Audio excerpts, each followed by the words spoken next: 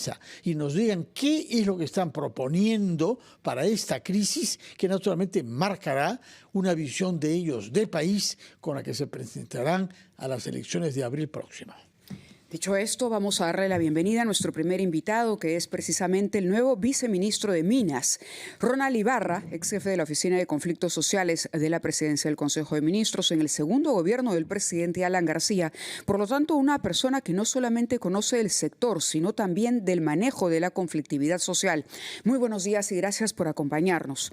Estaba revisando la información que tenemos y desde el Ministerio se han presentado una serie de observaciones importantes, por lo menos en cinco observaciones importantes a esta ley MAPE que se pretendía aprobar el día de ayer, como lo ha explicado muy bien Fernando, primero en la Comisión de Energía y Minas, un objetivo que fracasó porque no se obtuvo la votación necesaria.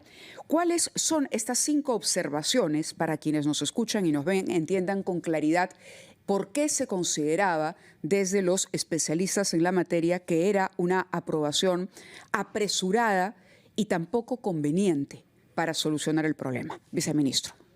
Primero que nada, muy buenos días con todos los oyentes de Radio Programas. Mávila, Fernando, gracias también por la invitación. Precisamente a la pregunta que hace Mávila es importante. A ver, nosotros, por si acaso, como Ministerio de Energía y Minas, hemos participado en las veces que hemos sido requeridos por la Comisión. En principio, el año 2024 se alcanzó un proyecto de ley de parte del Ejecutivo. O sea, la voz del Ejecutivo llegó en noviembre del 2024. ¿Eso fue con el ministro Mucho? Exactamente. Esa fue una de las razones también por las que incluso él fue censurado, ¿no? Porque aparentemente el tiempo era muy corto. Luego, este año, en el 2025, también alcanzamos nosotros digamos, un resumen de todo un debate que se hizo con muchos actores que están involucrados en el tema, la sociedad nacional, los mineros, las organizaciones, todo esto resumimos en 15 puntos que se lo hicimos llegar en mayo de este año a la Comisión. ¿Eso es lo que se ha transformado en el dictamen de ayer? Lo que sucede es que el dictamen no solo recoge lo que el Ejecutivo ha alcanzado, sino ha acumulado otros proyectos. Entonces, un proyecto que tenía eventualmente 20 y tantos artículos ha terminado en casi 60 artículos, ¿no? Entonces, ¿por qué? Porque lógicamente el criterio, entiendo, ha sido y ahí es donde ustedes dirían se produce una distorsión a lo que debería ser estrictamente un tema técnico. Sí, porque ya se introduce en el dictamen, en el proyecto de dictamen, se introducen ya otros conceptos que requieren mayor análisis. En ese contexto es que nosotros, el Ejecutivo, principalmente el Ministerio de Energía y Minas, considera que es importante, digamos, no dejar pasar un aspecto que marcó casi una semana me quedo corto, un buen tiempo de debate por parte de los propios gobiernos regionales. ¿Cuál es ese aspecto? De acuerdo a la ley de gobiernos, a la ley orgánica de gobiernos regionales, los gobiernos regionales tienen competencia, y eso está actualmente en la ley orgánica, sobre fiscalización ambiental en la MAPE, en la pequeña minería y en la minería artesanal.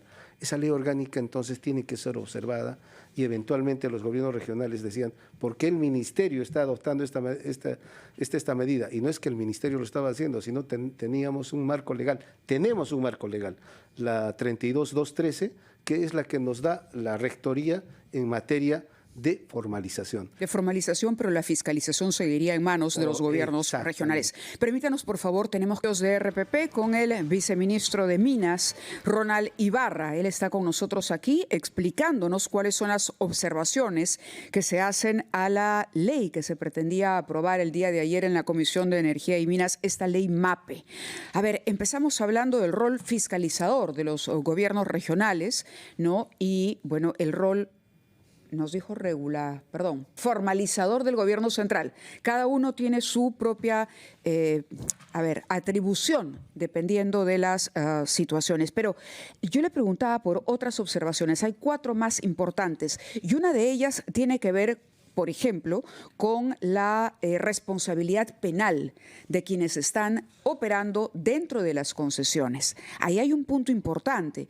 Y lo otro es el riesgo de expropiación minera. Ustedes han calificado estos puntos incluso como atentados o vulneraciones a la Constitución. Explíquenos, por favor. Sí, Mávila, si me permites, respecto al primer punto que señalas, en todo caso para nosotros fue uno de los 5 puntos que habíamos precisado, habíamos considerado que era necesario que la comisión pueda evaluar, es la exención de responsabilidad penal. Sí. ¿Y esto por qué? Porque en el decreto legislativo 1331, ¿no?, señala que los mineros en proceso de formalización están exentos de la apertura de un proceso penal, o sea, no pueden ser acusados como el que esté haciendo minería ilegal. O sea, hay este marco. Claro, al amparo del REINFO, del decreto legislativo 1351. Entonces, nosotros les decimos, ¿y cómo queda esto? ¿Por qué? Porque no solo somos nosotros, el Tribunal Constitucional se ha pronunciado al respecto. Y yo me permitiría, para no cometer el error, de leer lo que dice el Tribunal Constitucional, si me lo permiten, ¿no? El tribunal dice, amparado dice que regula un marco de exención penal referido a los delitos ambientales en ningún proceso de formalización minera si el proyecto de dictamen ha establecido, ¿no es cierto?, que la norma respecto a la exención de acusación penal que tienen los mineros en proceso de formalización, pero que en algunos casos son también confundidos con los ilegales, estamos hablando de los mineros ilegales. Entonces, ¿qué dice el Tribunal Constitucional? Ha determinado que no resulta constitucionalmente amparable este aspecto y que se regule un marco de exención penal. ¿Qué quiere decir la exención penal? O sea, que no son pasibles de acusación penal. Yo no sé si el tema de REINFO hay para quienes resulta muy complejo, pero de pronto usted diría que es adecuado, encontrar una semejanza con mientras uno hace un trámite, supongamos, está en trámite de obtener su licencia de conducir, correcto, se ha inscrito ya, pero todavía no tiene la licencia y sin embargo comete una falta de tránsito, tiene que asumir las consecuencias de sus actos. Sí. Digamos, puede no ser exacto, pero a lo que voy es que al amparo de una inscripción en un registro camino a la formalización, uno no sabe si al final se formalizará o no, pero al mismo tiempo no puede dejar de ser responsable por el impacto ambiental que su trabajo genere, que su operación, para no llamarlo trabajo, que esa operación minera genere, cualquiera sea el tamaño de esta, ¿correcto? Correcto, Mávila, lo has descrito perfectamente, creo que mejor que yo, pero lo que quiero decir es que el Tribunal Constitucional también nos advierte, nos dice, oiga, no vaya a ser que tanto el Ejecutivo como el Legislativo que pretenden ampliar este proceso consideren esta exención. No se puede considerar. Así lo estoy traduciendo para que se pueda entender mejor, ¿no? Claro. Entonces, no se puede. Entonces, nosotros hemos puesto esta consideración en el pleno de la comisión, le hemos dicho, por favor, observen, evalúen esto, que se debata, porque esto, digamos, va a traer consecuencias realmente de las que estamos viendo, ¿no? Sin duda. Ahora, yo quisiera comprender el problema de fondo. Hay una norma que ha prolongado la vigencia de REINFO hasta diciembre de este año. Los que manifiestan no quieren que se respete esa norma, sino que sea indefinida. Yo quisiera saber qué solución se va a dar a ese problema de fondo, porque tenemos consecuencias graves con el bloqueo de carreteras. Y justamente, si nos permite, vamos a hacer una pequeña interrupción para ir a Arequipa, Mabel, ¿no? Sí, nuestro compañero está en Arequipa, Jean-Pierre Núñez. Él está en la cabina de RPP conversando con el señor Carlos Lozada, que es representante de los ganaderos en esa región. Vamos a darle pase para que nos comente cuál es la situación, ¿no?, y cómo se están viendo afectados también por estas tomas de carreteras, los bloqueos en las carreteras. Adelante, Jean-Pierre, te escuchamos.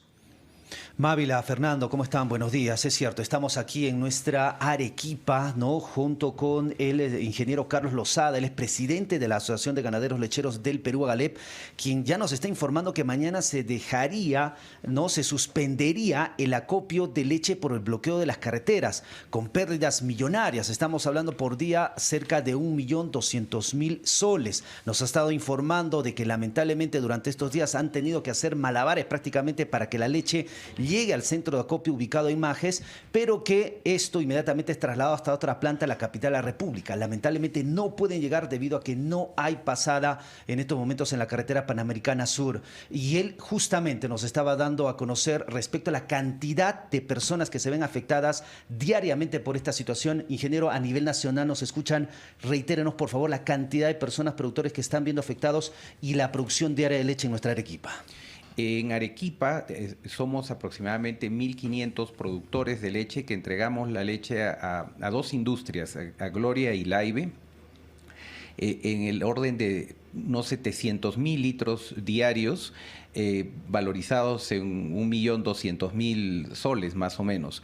Es una cantidad muy importante que de perderse descapitaliza al agro arequipeño, nos resta muchas fuerzas. Por otro lado, tenemos que entender de que una reducción de la producción brusca como la que se produciría si nos dejan de recoger, no se resuelve pasados 3-4 días que digamos que se restituye la pasada.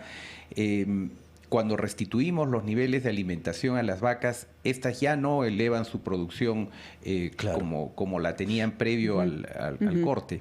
En el año 23, que sufrimos también de cortes de carretera y que se nos dejó de recoger leche por entre 1 y 2 semanas, nos tardó 8 meses recuperar los niveles de producción, o sea que no es solamente la pérdida directa de los días que dejamos claro, de entregar leche, sino lo que tarda recuperar los niveles de producción, que son varios meses. Jean-Pierre, quisiera poder hacerle una pregunta al ingeniero, sí, porque ayer había un comunicado, ingeniero, sobre no solamente el perjuicio para los ganaderos, sino se señalaba que este bloqueo provoca que la industria deje de recoger 700.000 litros diarios, pero eso significa que el Perú pierde el equivalente a un vaso de leche diario para 3,5 millones de niños.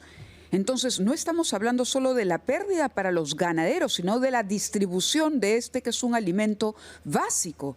También, como señalaba Fernando desde un comienzo, es la imposibilidad de llevar alimentos a la población. Entonces, el perjuicio no es solo para la industria, es para todos. 1.500 familias ganaderas pierden además el producto de su trabajo. ¿Es correcta la cifra? Sí, es correcta. Son 700.000 litros de leche, equivalentes a 3,5 millones de raciones para prácticamente todo el universo escolar que atienden los programas sociales, por ejemplo. Y entonces se convierte en una afectación importante a la seguridad alimentaria nacional, porque destruir la capacidad de producción también estamos destruyendo la capacidad de abastecernos a futuro, no solamente la producción que se pueda tirar en los días de interrupción. Claro. Ahora, pero ¿por qué, Mávila, Fernando, sería bueno que nos explique por qué se va a dejar de acopiar? O sea, ¿cuál es el procedimiento? Explíquenos, por favor. Estas industrias, Gloria y Laibe, concentran la leche en plantas que tienen en la irrigación de Majes, evaporan la leche, la concentran a 1/3 de su volumen y en esas condiciones es transportada a granel en cisternas a Lima, donde la reconstituyen y la usan para sus diferentes procesos.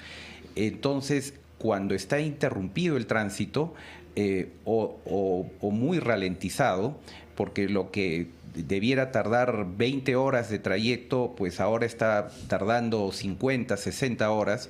En algunos casos la leche se malogra en tránsito, ya llega ácida a Lima. Y por otro lado, hay una cantidad de cisternas que están atoradas tanto de ida como de vuelta, que ya no hay capacidad de transporte. Los hilos, la capacidad de almacenamiento local también está saturada. Y también la planta de Gloria de Arequipa, que tiene una capacidad de proceso, también está restringida su operación porque ya le faltan materiales de empaque, combustible, logísticos, que en conjunto han llevado a que la industria nos comunique. Primero fue ayer de que hoy día nos dejarían de recoger, nos están recogiendo el día de hoy, no sé en qué momento ya nos han dicho de que en el transcurso del día de hoy y ya dejarían de recogernos esa leche y el daño sería muy grande. Claro. Jean-Pierre, muchísimas gracias por habernos permitido compartir a nivel nacional lo que están transmitiendo desde la redacción arequipeña de RPP, en particular escuchar al ingeniero Carlos Lozada, que nos ha mostrado la gravedad que tiene bloquear cisternas que están transportando 750.000 litros de leche para todo el Perú. Muchas gracias, Jean-Pierre, y agradece también al ingeniero Lozada. Vamos a una pausa, Mávila. Sí. Tomamos nuestra conversación con el viceministro de Minas para hablar ahora sobre las soluciones posibles ante este 39. Estamos conversando con el viceministro de Minería, el señor Ronald Ibarra, que ha escuchado como nosotros las quejas que vienen desde Arequipa como consecuencia del bloqueo de carreteras. Vayamos al tema de fondo. Los informales tienen 6 meses hasta diciembre para formalizarse. ¿Qué se los impide? ¿Por qué van a esta medida de fuerza en vez de acogerse a la prolongación que se ha concedido hasta fin de mes? Lo que ellos dicen, en parte, es que la mayor parte de los terrenos explotables están ya bajo denuncios de empresas que son las concesionarias titulares y que no les hacen contratos formales, que no pueden trabajar al interior de esos espacios concesionados, en no todos los cuales actúa en este momento la minera.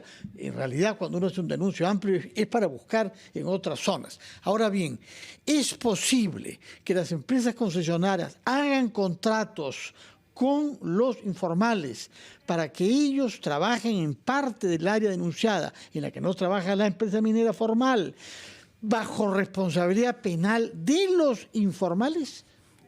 Ese es el problema, porque si yo le doy contrato a alguien para que abra un socavón y para que trabaje, no puedo yo ser responsable de lo que él haga y de las consecuencias que puede tener. Explíquenos qué modificación hace falta para salvar este escollo en la formalización. Gracias, Fernando. En realidad, este es uno de los puntos centrales del tema de la formalización. Y hay que decirlo con todas sus letras y con toda claridad. A ver, primero yo quiero decir que en este momento hay pequeños mineros y mineros artesanales que están trabajando, están operando porque tienen este contrato. Precisamente el proceso de formalización concluye con la suscripción de los contratos. Entonces, acá también por eso que la invocación desde el Ministerio de Energía y Minas es que nosotros inclusive queremos actuar como facilitadores entre el titular minero y los mineros que están en proceso de formalización. ¿Por qué? Porque efectivamente se requiere de un contrato y este contrato sin duda tiene sus implicancias de responsabilidad en los niveles distintos, civil, penal, en lo que fuese, y tienen que ser asumidos por el que está contratando, ¿no? Es decir, por el contratado, quiero decir. Si le estoy dando a uno que está en proceso de formalización, a un registro, entonces asume esa responsabilidad. Respecto sobre todo, por ejemplo, al tema ambiental, ¿no? Que es lo más delicado que siempre estamos cuidando. Pero vamos, de lo que se trata en realidad, y yo quiero, por las consecuencias que estamos viendo en Arequipa, en algunos lugares del país, yo quiero también hacer un llamado. Esta es realmente una oportunidad. Miren, o estamos porque este país empiece por lo menos por esta actividad a formalizarse y a ordenarse, o seguimos como hemos estado, porque este proceso no viene de ahora, Fernando. Estamos desde el 2012 cuando inicia el proceso de formalización. Claro, tenemos 13 años. 13 años. Ahora, el gobierno ha decidido ya excluir a más de 50.000 que estaban en el Reinfo. No hay marcha atrás. Sí, eso está vigente el decreto supremo 012.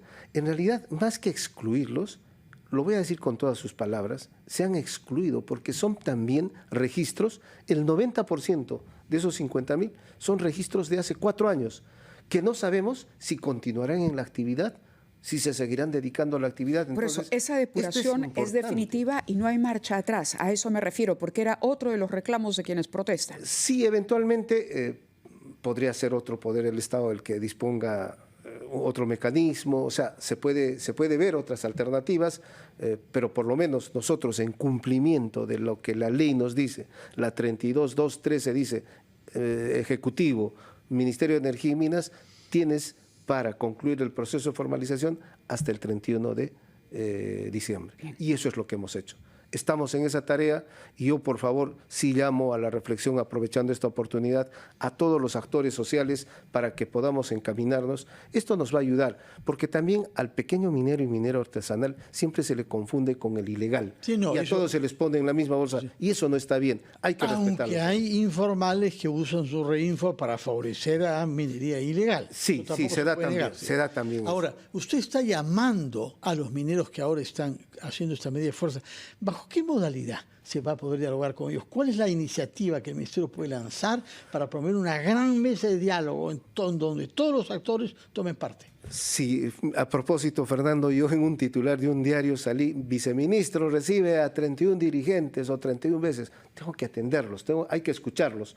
Nosotros desde el Ministerio de Energía y Minas, el Ejecutivo tiene la voluntad de dialogar, hay la apertura, nosotros estamos dispuestos, efectivamente, lo que señalas, ¿no? Hay que encontrar una salida, porque no se puede quedar esto así, y nosotros estamos dispuestos a ver aquellos temas que efectivamente son puntuales y podemos tratar. Ojalá que lo logre, los problemas se resuelven entre seres razonables, cuando los intereses de cada uno está claro, el marco normativo es aceptado por todo el mundo y se sienta uno a conversar con el que no piensa igual. Ojalá que promueva eso usted y el ministro Montero también.